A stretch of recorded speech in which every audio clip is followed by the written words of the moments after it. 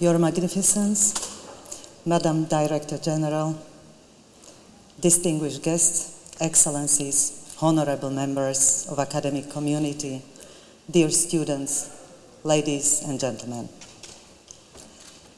Today, we are the witnesses of the turbulent and dynamic changes in the cosmopolitan world we are living in. In addition to migration crisis and armed conflicts, the central emerging problems for the society today are environment protection, climatic changes, food safety, and many others. Our society is currently facing more challenges and tasks, and the universities are the institutions that definitely have to be involved in searching the appropriate solutions for. Innovative approaches are needed, as well as the involvement of non-traditional ideas in these processes to make our university, Slovakia, and the whole world a better place to live in. Therefore, the question rises again: what is the role of universities and the academic community? New topic forces European countries to reflect on its identity due to its interaction with these challenges. I would like to remind the quote by Jan Amos Comenius, notable historical personality, teacher, writer, and philosopher, after whom our university is named. The school is the manufactory of humanity. Referring also to another quotation by Comenius, as we all are citizens of one world, we all are of one blood.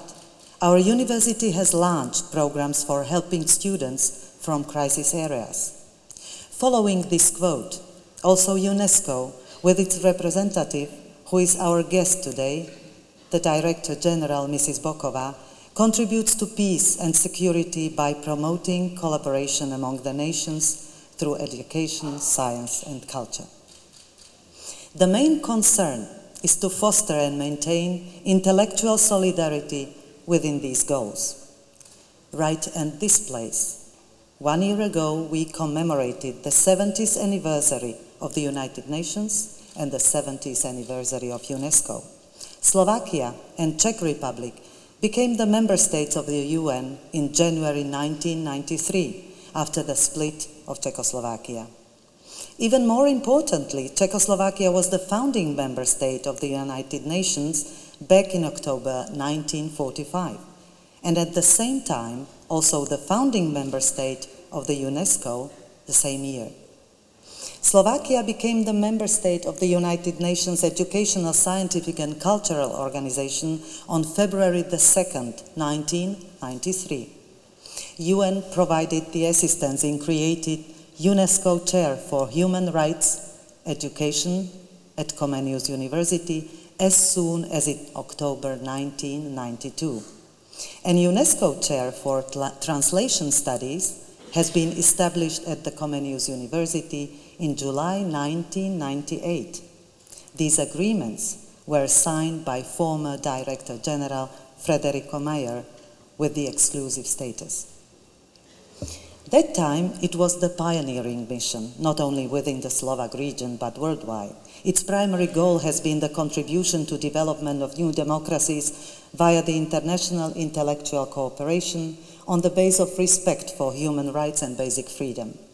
Nowadays, we are open for accepting migrants from Africa and Middle East into Slovak society by using the multicultural experiences and human rights activities of our UNESCO chairs. Now, let me briefly introduce Dr. Irina Bokova. She graduated from Moscow State Institute of International Relations and studied at the University of Maryland and the John F. Kennedy School of Governance at Harvard University. Since November 2009, she has been appointed Director General of UNESCO and re-elected for the second term in 2013 as the first woman in this position. She is actively engaged in international efforts to advance quality education for all, gender equality, cultural dialogue, and scientific cooperation for sustainable development. She is leading UNESCO as a global advocate for safety of journalists and freedom of expression. Let me mention her active participation in the campaign Unite for Heritage. That is a global movement powered by UNESCO aiming to celebrate and safeguard cultural heritage and diversity around the world. The campaign calls on everyone to stand up against extremism and radicalization by celebrating the places, objects, and cultural traditions that make the world such a rich and vibrant place. Dr. Bokova has received state distinctions from countries around the world and has been awarded the title Doctor Honoris Causa from leading universities worldwide. Recently, just 3 months ago, the Ministry of Foreign Affairs of the Republic of Bulgaria announced the official nomination of Mrs. Irina Bokova for UN Secretary General. Dr. Bokova, welcome to our university.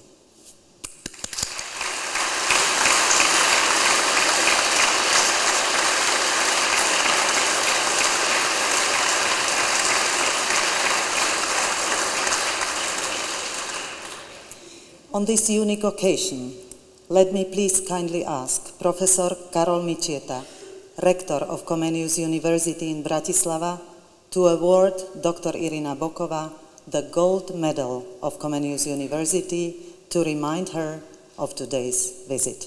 Please. Dear Dr. Bokova, dear Director General, here is on behalf of our academic community, honorable guests and students, let me thank you very much for your visit here at our alma mater. I am very grateful for sharing your ideas with us on such an important and challenging topic as diversity, youth and education definitely are nowadays. Dear Dr. Bokova, at this unique occasion, let me award you the Gold Medal of Comenius University in Bratislava as a symbol of our appreciation of a long-term cooperation between UNESCO and our university. Your contribution to fostering education and sustainable development, and also to remind you of your stay with us here, to remind you of our city, country, and people, and last but not least, on our university. Let me wish you a lot of luck and your diplomatic mission, and also in your personal life. Thank you very much. Congratulations. And here is the gold medal.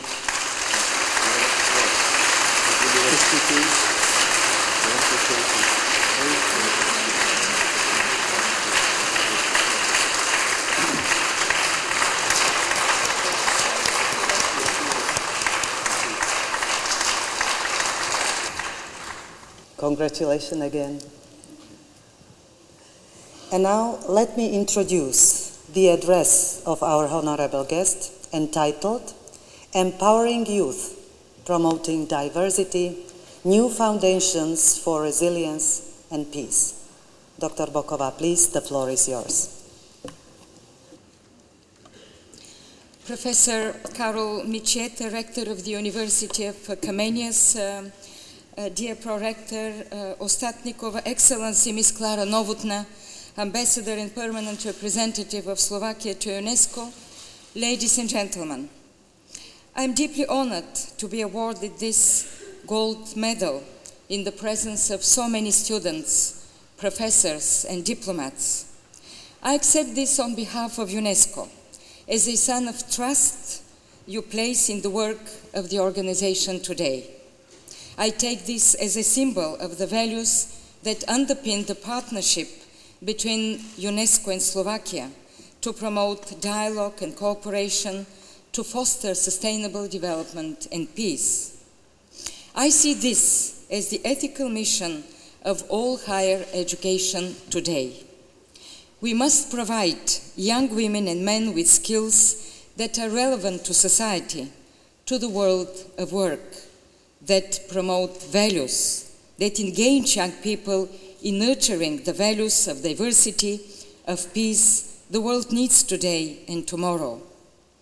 Solidarity, dialogue, human rights, and equal dignity. I can hardly think of a better place to speak of this than here at the University of Komenského. This is the oldest and most outstanding of universities in Slovakia. It bears the name of one of humanity's great thinkers. John Amos Comenius was a theologian and philosopher of the Enlightenment. He was an advocate for equal opportunities, including for girls and women. He was a teacher committed to practical and lifelong learning, whose educational ideas are still echo powerfully. He was, most of all, a humanist. In his own words, we are all citizens of the world. We are all of one blood. To hate a man because he was born in another country, because he speaks a different language, or because he takes a different view on this subject, or that, is a great folly. Centuries after these words are written, they never have been so relevant. We are living today through turbulent times. Opportunities are high everywhere for positive change, for trade and prosperity, for exchange and for dialogue. But challenges are steep. Conflicts endure across the world, ending and tearing societies apart. We see the rise of violent extremism, terrorism, striking at societies across the world. I think of the brutal attacks in Paris in January, November 2015, and then in Brussels, in Jakarta, in Bamako, in Ouagadougou, all across the world. In Syria and Iraq, we see a devastating humanitarian crisis, exacerbated by a new phenomenon of cultural cleansing. We see human rights violated on massive scale, minorities attacked, women enslaved, journalists beheaded, cultural heritage and cultural diversity destroyed.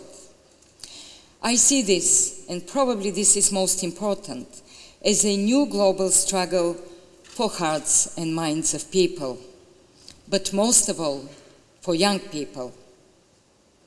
Some 60,000 Twitter accounts support Daesh today, with an average of 1,000 followers. This is an information war, threatening freedom of speech, free thinking, seeking to manipulate young minds. In response, we must share even more the power of knowledge, the wisdom of culture, and higher education institutions like this one have a special role to play.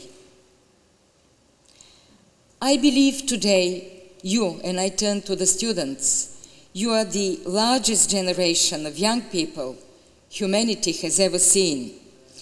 You are the most educated, most connected, most widely traveled, and most outspoken young generation the world has known.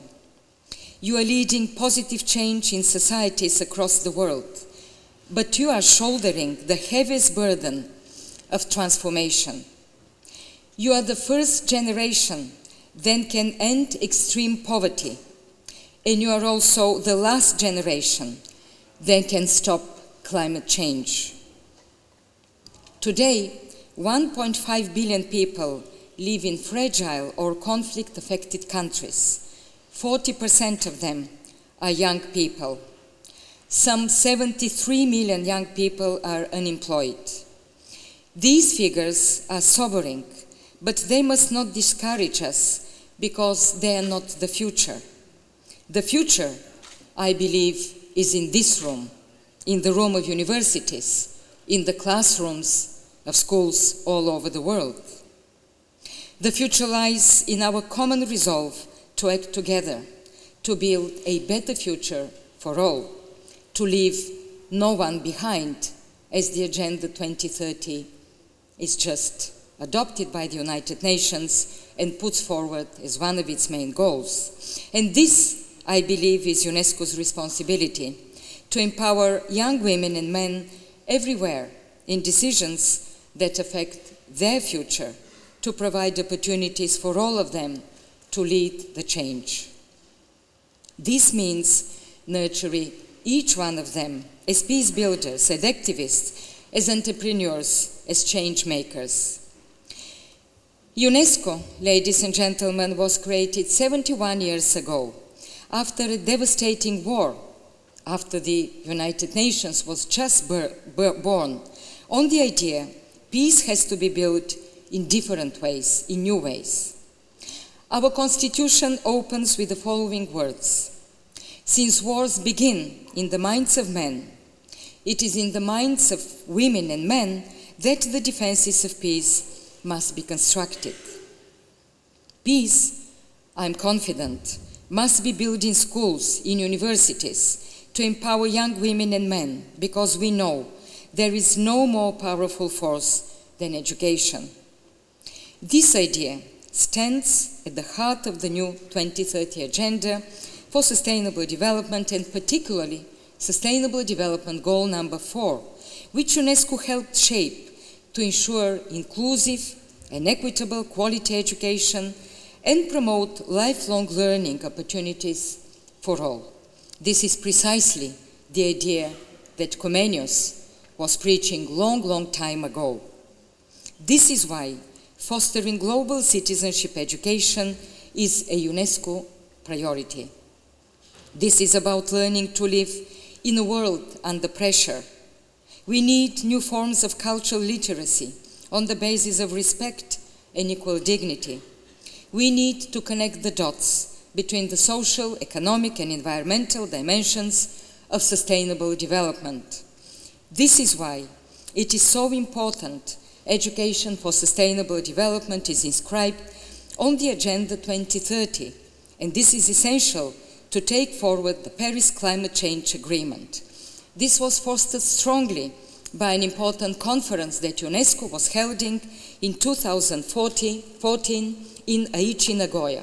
And I would like to pay special tribute to Japan for making us inscribe this on the Agenda 2030. Being a global citizen today calls for new ways of sharing the wealth of cultural and linguistic diversity as a force of renewal, belonging, and innovation. This is essential to prevent violent extremism and youth radicalization. This is essential to share a different vision of humanity, a different vision of society, where people can live together in diversity and resist the tide of racism and xenophobia that is now hitting many parts of Europe. When voices here and there say humanity is not a single community, when they say that diversity is a threat and unacceptable to societies, we must respond by showing the strength of that dialogue between cultures.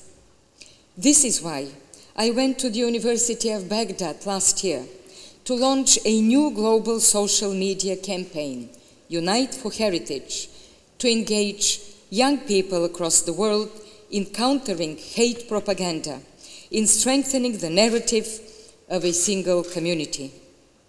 This is why UNESCO is strengthening its action against youth radicalization on the internet. Last September, I spoke on the importance of education at the Leaders' Summit on Countering ISIL and Violent Extremism, convened by President Obama in New York on the margins of the United Nations General Assembly. In November last year, UNESCO held the first ever Global Conference of Ministers of Education on education to prevent violent extremism. In Iraq, Syria, in Lebanon and Jordan, UNESCO is investing in education for young internally displaced persons and refugees with the support of the European Union. In the NetMet Youth Project, UNESCO is supporting the civic engagement and inclusion of young women and men in 10 countries around the Mediterranean. All of this is part of UNESCO's contribution to the implementation of the United Nations Secretary-General Plan of Action to prevent violent extremism. The stakes, ladies and gentlemen, are high, it is true. But my key message today is that all societies have strong assets upon which to build, and these are just at hand. Intelligence, talent, and generosity are everywhere. With education, with an enabling environment, we can make it blossom and grow for the benefit of all. In times of limits, limits of resources, limits of our planet, we can make the most of our ultimate renewable energy, that of human mind and human ingenuity. Education is key to empower boys and girls, but especially, I would say, girls and women. Gender equality is the way to double our intelligence, our creative power. As we speak, UNESCO's new e-atlas of gender inequality in education shows girls around the world are twice as likely as boys to remain completely excluded from education. Only 60% of countries have achieved parity in primary education, and only 38% in secondary. On current trends, the most disadvantaged girls in sub-Saharan Africa will only make it to school in 2086. 70 years from now. If we decide to focus on gender equality, we can unleash a limitless potential for the future of all societies, and this is something we just need to decide and to make it happen. I believe it is doable. The same is true for the promotion of cultural heritage. Culture is part of our ultimate renewable energy for innovation, belonging, and resilience. Cultural diversity is a wellspring of ideas for the renewal of societies, and this is not something we need to import from elsewhere or create out of nothing. It is already there. Culture is who we are. It is around us. It is everywhere. All we need is open our eyes and nurture this potential.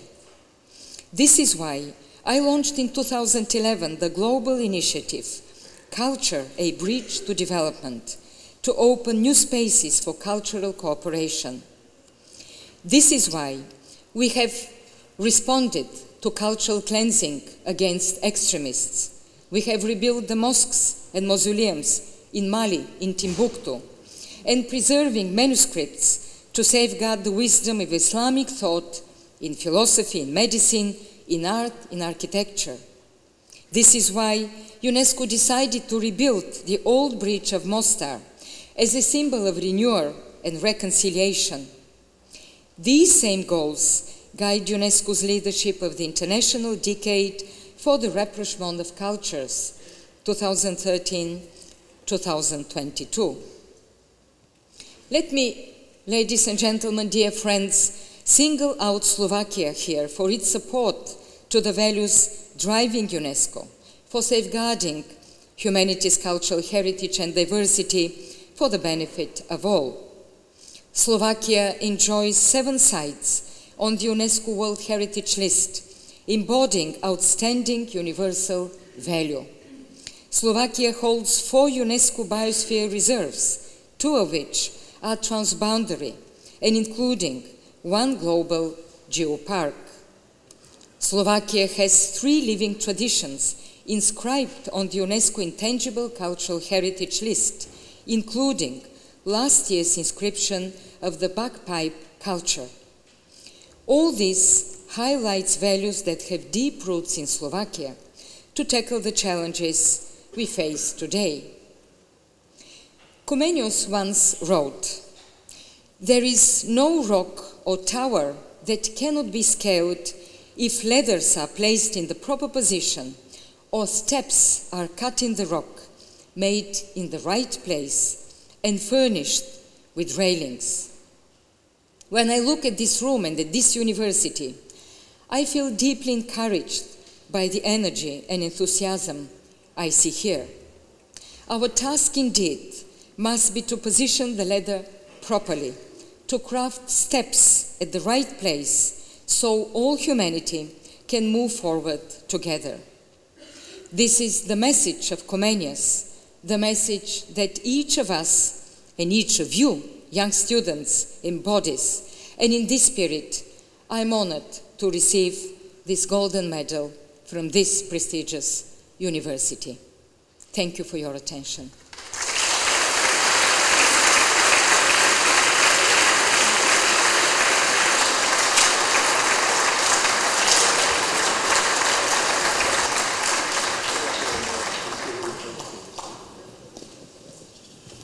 Thank you very much for your inspirative address.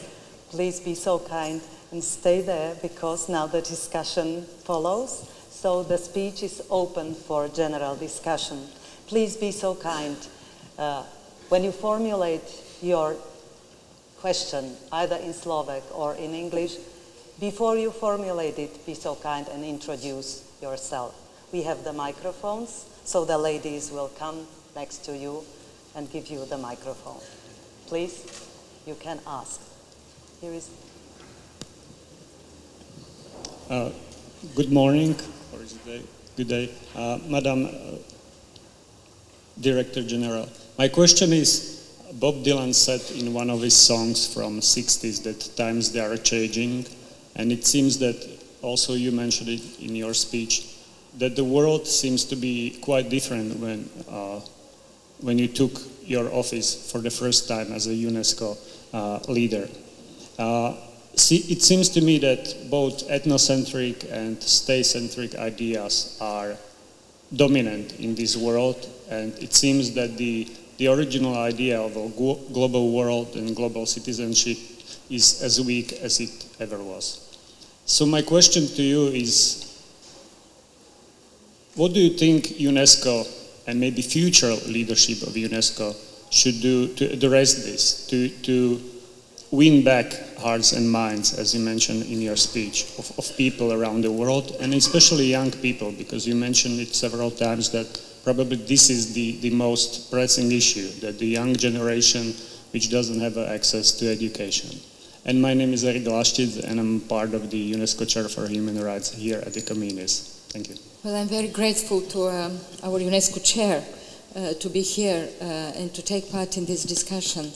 I think you're right in saying that the time is different and the world is moving, and I think there are 2 tendencies and we have to be very cognizant of them.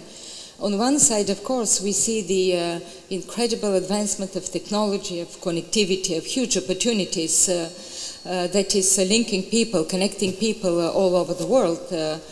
We are 24 hours online, and we know that there are even more mobile phones nowadays in the world than population. And this is a huge opportunity for those who can have access to it. But we also at the same time know that, and globalization has brought an incredible potential to connectivity. People are on the move. There are billions of people that travel, that go, that get to know other cultures. At the same time, we see fragmentation. Fragmentation that, and also a phenomenon that we have not seen before. People are directly confronted with other cultures. Previously it was easy to say we are tolerant, we support diversity, because the other was living somewhere abroad, somewhere far away. Now the other is our neighbor. He is living next door. And putting in contact in such close proximity different cultures requires, I believe, a new type of thinking and different cultural competencies, as we say. On the other side, I wouldn't say that we are not progressing. We know, because evaluating the Millennium Development Goals and everything that we have done as an international community, United Nations, including UNESCO, I think we have advanced a lot. If in the year 2000 there were more than 110 million children out of school, now we see that they are 50% less. We have now 58 million. It is not that we are complacent, that we are happy with this, but we see a tendency that is progressing. This education is the most, generation is the most educated. And I would say that there has never been in the world, in the political agenda of countries, so much emphasis on knowledge and education.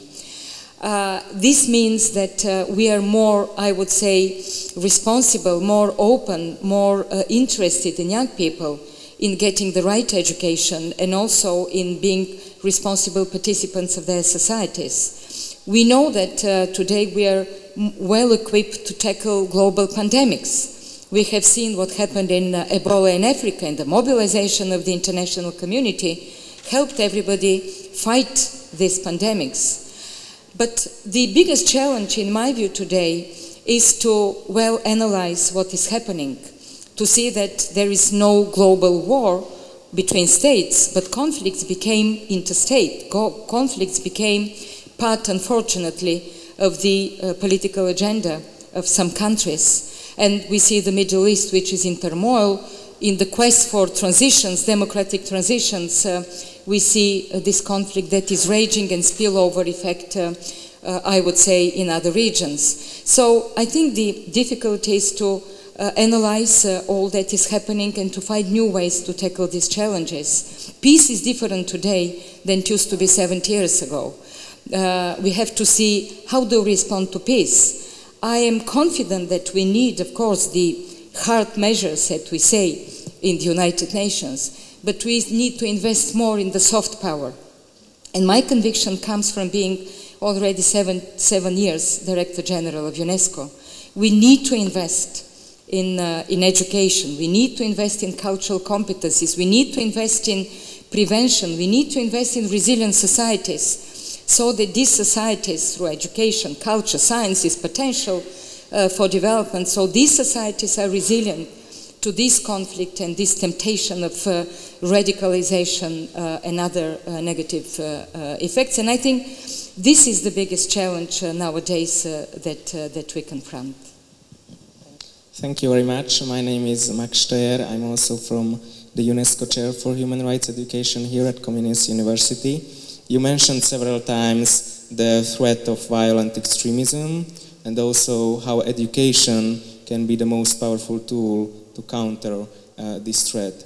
However, I was wondering that given that there are several governments which are not really supportive of education, of supporting human rights, of supporting young people getting their critical thinking skills, how can an organization such as the UN or an agency such as UNESCO actually make these governments change their policies? Or, on the other hand, is it actually the way how it can be avoided, how you can actually reach directly to the civil society instead of deliberating with the governments, instead of trying to persuade the governments to change their policies in favor of more human rights prone ones? you just reach out to the civil society. So what is more important in your view? Thank you.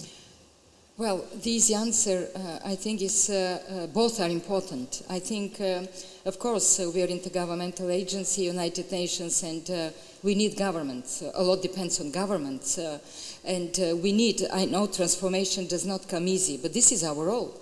And I think the role of such an organization, being universal, being inclusive, is to normative, to set the right standards, and then to convince governments, to push governments, to make them accountable so that they take on board some of these decisions that they have taken themselves. Because when we say we have adopted goal number 4 and global citizenship education as one of the main targets of goal number 4, including education for human rights, education for sustainable development, cultural education for cultural competencies, this is a decision by governments, by themselves. So they are holding accountable for this, and through different programs and peer reviews, and we are convincing them to take this on board.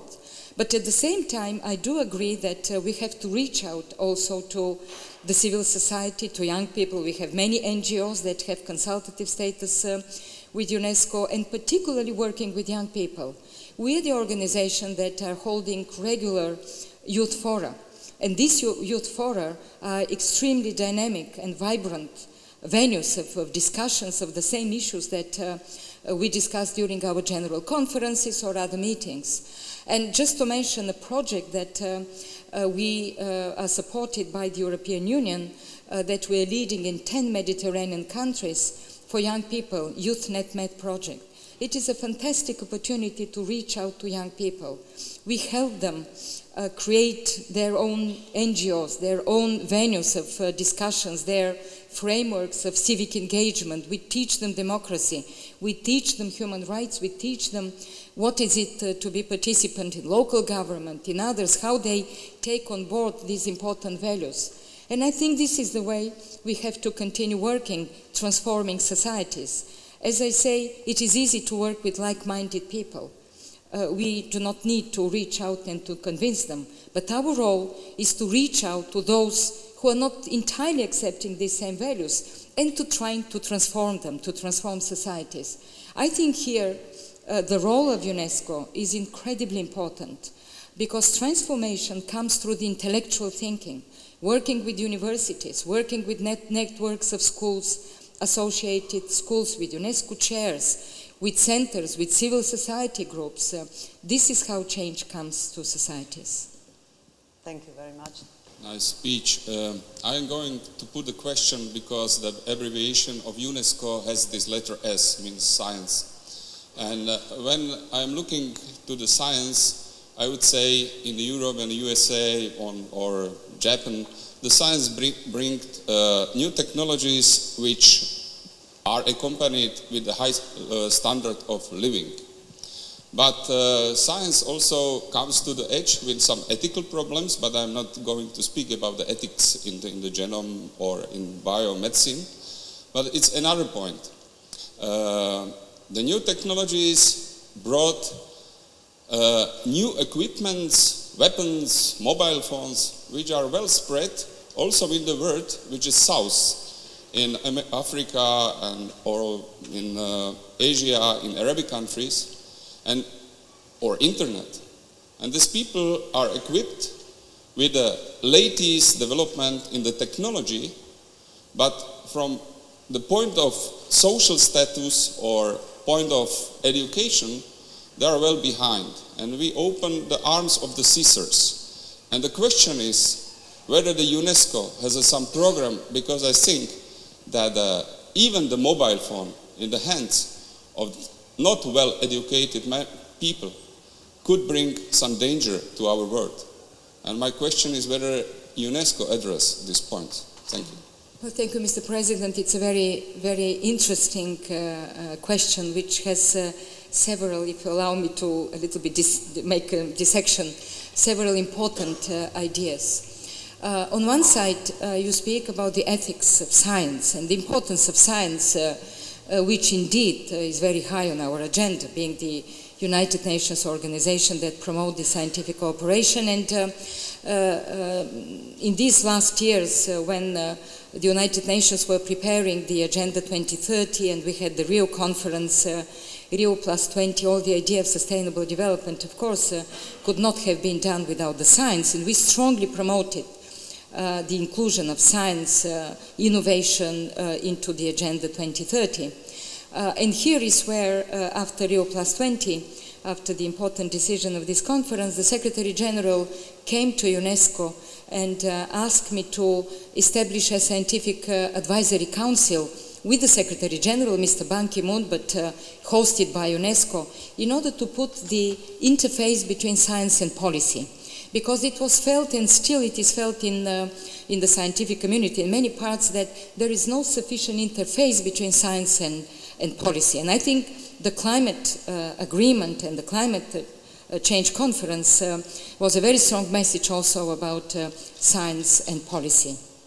And of course, the second question is about the ethics. And you know, UNESCO has the bioethical commission and working strongly into the areas, which is a big another area, and I'm not dwelling into this, but it is not something that is forgotten by us. But the other question, I think, is equally important. How these new technologies contribute to the solving of problems and not creating problems.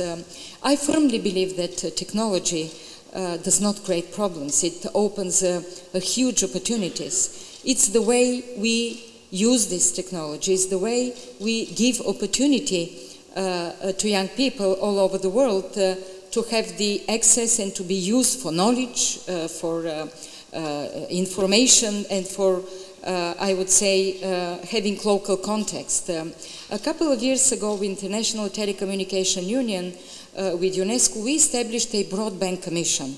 This is a commission that promotes connectivity, broadband connectivity with mobiles, with internet, to bridge the digital divide, because I think the worst thing that is happening in the world, which we want to bring social inclusion and inequalities in the world, to bring them down, because they are increasing, unfortunately, in the world and within societies. And if we increase the digital divide also for those who have access and who know how to use them, these technologies, and those who don't, then we will have a disaster. In order to do this, we have, I think, to make two prerequisites to respond. The first is we have to have local context, local content, because people, if we use open educational resources for these young people, it's a huge opportunities, and we have dozens of such projects for literacy, for teacher training, for girls' education in remote areas. But if it is not in the language that is understandable for them, the content that is understandable for them, their history, their geography, their knowledge, it will not bring the results that are needed. And the second, of course, is the critical thinking. I think this is really the big issue nowadays, is the critical thinking, as we say, the ethics of using internet, so that these young people, when they receive something, when they read something, they should have the right response. This is the most difficult, but we have to start doing it to change the narrative, because I believe this is the only way to respond to this violent extremism. Okay. I am representing the other UNESCO chair. We are promoting, as one of our points in our program, plurilinguality. There are different opinions now about plurilinguality. For example, the European Union is highly plurilingual, but the United Nations have only 5 working languages, and UNESCO has only 2 working languages. What is your personal view? Can plurilinguality in societies, in organization, improve understanding? I think the answer is self-evident. Yes, it improves. I would go beyond, because, of course, UNESCO is defending cultural diversity, multilingualism. We are worried that every single day, I would say, we see languages which are disappearing. We are the only ones to publish, and it's online, a UNESCO atlas on languages in danger, because we think that diversity is an asset and not a threat. Of course, we know that there are tendencies, global tendencies, which are going probably in the opposite direction.